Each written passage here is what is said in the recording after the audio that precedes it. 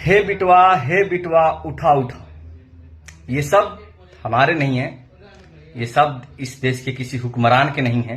ये शब्द इस देश के किसी राजनीतिक नेता और किसी लोकतांत्रिक पद पर बैठे किसी व्यक्ति के नहीं है।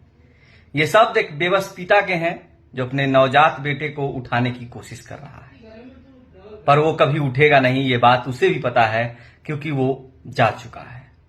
सोशल मीडिया पर ऐसा ही एक वीडियो खूब वायरल हो रहा है।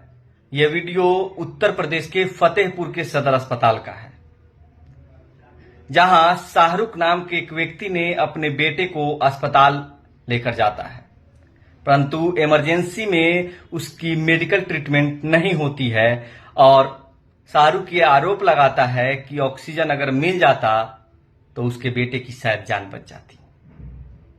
खैर, जब बच्चे की मौत हो जाती है उसके बाद बच्चे के माता पिता खूब रोते हैं, गिड़गिड़ाते हैं और बिलखते हैं, और वो जो शब्द मैंने इस वीडियो के शुरू में कहा वो बार बार कहते हैं।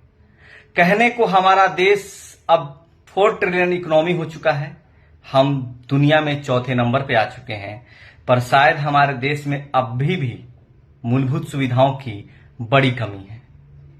इसके लिए जिम्मेदार कौन है ये कभी तय नहीं की जाएगी, क्योंकि इसकी जिम्मेदारी देश के 75 सालों की आजादी के बाद भी किसी ने नहीं ली है। 4 ट्रिलियन इकोनॉमी की बात होती है तो हम सबसे पहले ये कहते हैं कि हमने जापान को पीछे छोड़ दिया। जापान जैसे विकसित राज्य को हमने पीछे छोड़ दिया और हम और कोई भी ये फक्र महसूस होता है। लेकिन ये जानना बड़ा जरूरी है कि वही जापान जिसको हमने पीछे छोड़ा है वो हेल्थ केयर पे अपने जीडीपी का लगभग 8 से 10% खर्च करता है। वहीं जो विश्व गुरु भारत बनने वाला है और जो जीडीपी के मामलों में चौथे नंबर पे आ चुका है, वो शायद अपने पूरे जीडीपी का अपने हेल्थ केयर पे सिर्फ 2 या 3% खर्च करता है। जिससे ये पता चलता है कि इकोनॉमी चाहे 4 ट्रिलियन की हो जाए या फिर 10 ट्रिलियन की, अगर मूलभूत सुविधाएं किसी देश में नहीं है, वहां के नागरिकों को अगर मूलभूत सुविधाएं नहीं मिल रही हैं, तो वो फिर इकोनॉमी सिर्फ नाम की होती है और वो कुछ लोगों के पास होती है और उससे किसी भी आम नागरिक को कोई फायदा नहीं मिलता है।